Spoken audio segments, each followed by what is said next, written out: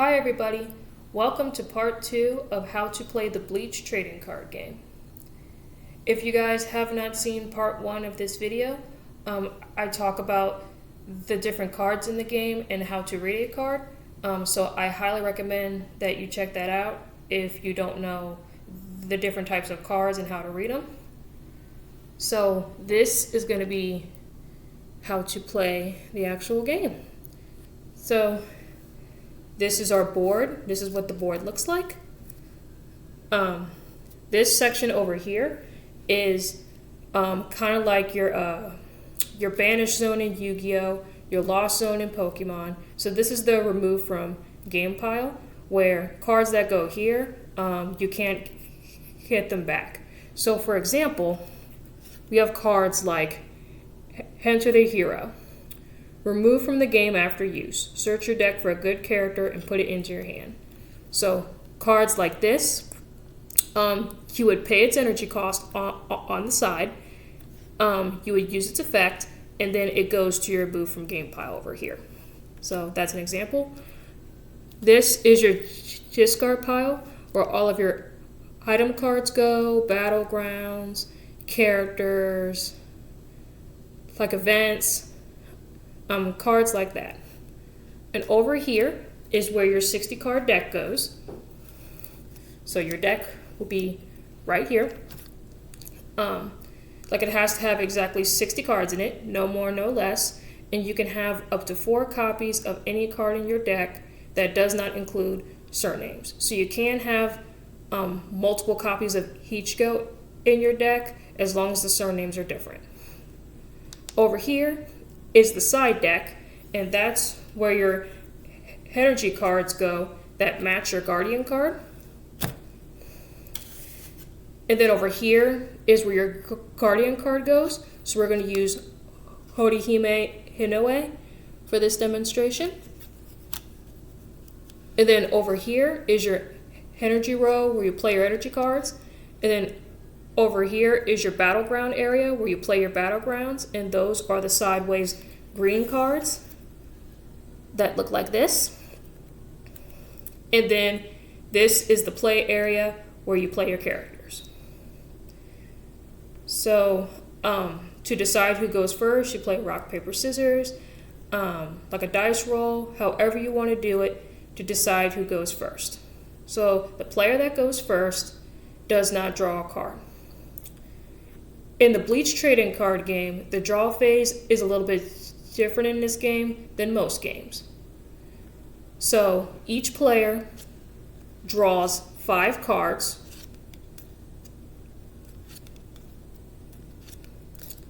and then you do any active effects if there is any. So basically, I have to read this for a second. Horihime, when you play a student, your opponent loses 1 power. So, hold on. Oh, when you play a student, your opponent loses 1 power. So, yeah. So, whenever I play a student, my opponent loses 1 power. So, that's not really an active effect. That will happen when I start playing students. Which is, like, as, like, what I'm talking about is that, like, to know if a character card is a student, it will say in that that black text box at the bottom of their card. Sorry guys, excuse my hair. So each goes not a student because it doesn't say student underneath like the black text box. So so at the start of a turn, you draw 1 card. Unless you're the first player, then you do not draw a card.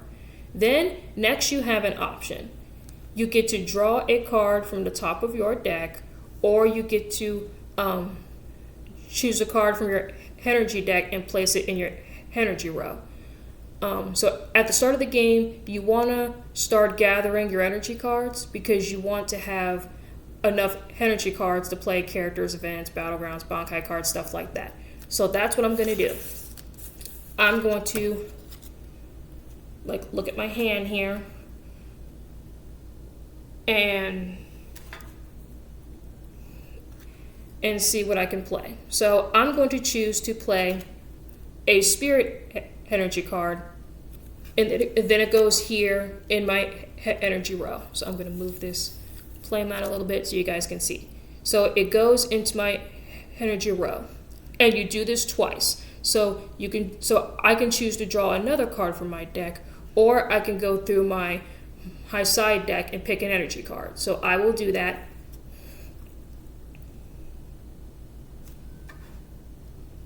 I will choose a body energy card. And then it goes here in my energy row. And then we're going to put the energy cards back here. And then next, I can play cards from my hand. Like if I have the energy to pay for them. So you could play character cards. You could play item cards. I could play battlegrounds. Or I can play like event cards. So let's just say I want to play Ichigo. I don't have enough energy to pay for this card, but since this is a demonstration, we'll live with it. So Ichigo costs 1 mind energy, 3 body energy, and 2 spirit energy. So you can play Ichigo, and then you tap the amount of energy, like to pay him. Like I know that this is the wrong amount of energy, but this is a demonstration. So you would tap that amount of energy, and he comes into play. So just like Magic the Gathering or the One Piece trading card game, when a character comes into play, you cannot attack with them or deplete them in any way unless they have aggressive. So like aggressive in this card game is kind of like haste in Magic or rush in One Piece. So since Ichigo is out in play and I just played him, I can't attack with him. So at this point, you might as well pass because I can't do anything else because I can't attack with Ichigo and I have no energy to pay for to pay for other things. So at the start of my next turn, you would untap all your energy cards, and then you would untap characters that have already been depleted. And then I would draw a card from the top of my deck. And then you do the same thing. You get to draw another card from the top of your deck or an energy card. Obviously, I want to rack up my energy. So let's do a mind energy, and then you do this twice, like I said. So we'll do another spirit energy.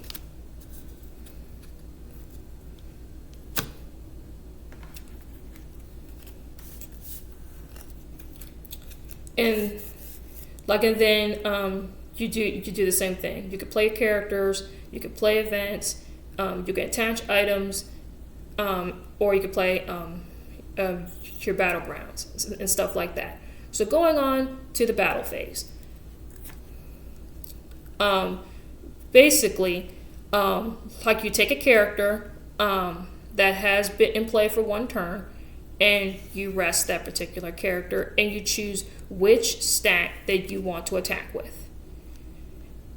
Like if you do that, your opponent has to block with the same stat. So let's just say I want to use Ichigo's green stat to attack with. And let's just say my opponent blocks with Mantis Hollow. They can do that because the Mantis Hollow has a green stat and Ichigo also has a green stat. Then you go back and forth, boosting that particular stat. Because in cards, you have this boost symbol right up top. And you can use that to discard that particular card from your hand to boost that character stat. Obviously, I cannot use this card to discard because that is a gray stat and not a green stat. But you can do it. Like if you're attacking with the gray stat. So let's just say, so like I said before, you go back and forth, discarding cards from your hand that matches that stat that you're attacking with, and same thing with blocking. So let's just say I'm not going to boost, my opponent is not going to boost, so Ichigo has a 5 and the Mantis Hollow has a 1. So you kind of subtract the two numbers, and any leftover damage goes to your opponent's Guardian card, or it can go to my Guardian card. So Ichigo has a 5 and the Mantis Hollow has a 1. So 5 minus 1 is 4. So Ichigo is going to win the battle because he has the higher stat. And then this character, the Mantis Hollow, dies. And then that remaining 4 damage would go to your opponent's Guardian card. And then same thing. So let's just say if my opponent attacks with Ichigo and I block with the Mantis Hollow, same thing. This would die, and then the 4 damage would go towards to me. If both characters' stats are a tie, then both characters die and nobody takes any damage. So the two ways to win the game is that either your opponent decks out and they cannot draw any more cards, or you deplete their Guardian number on the top right to 0. Since Horihime has a 35, if your opponent can do 35 points of damage to you, then you lose.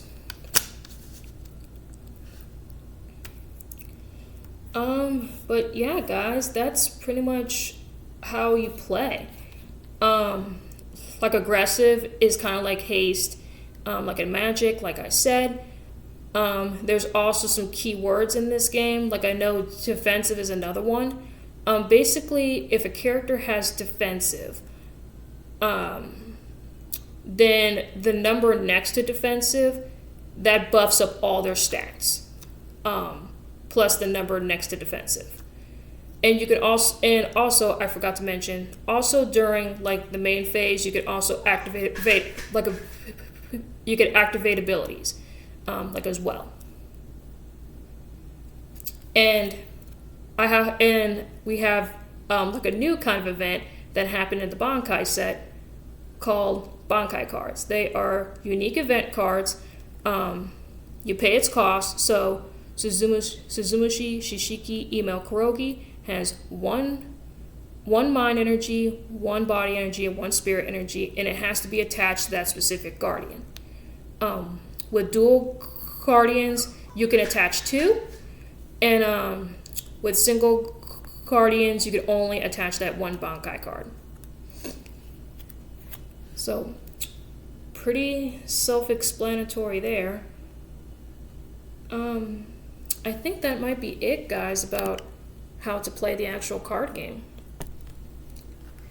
So, yeah, guys, that's the video. Leave a like, subscribe, do any of that.